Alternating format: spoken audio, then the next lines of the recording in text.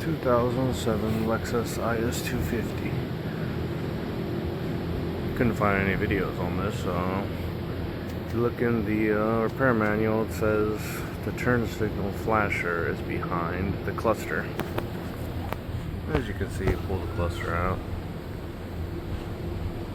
Nowhere to be found.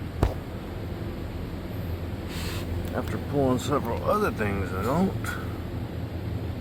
looking behind the dash, actually on this model, you have to go above the brake pedal, behind the steering column,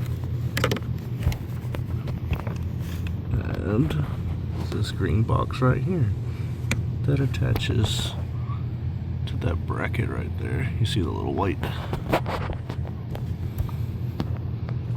clip goes in right here.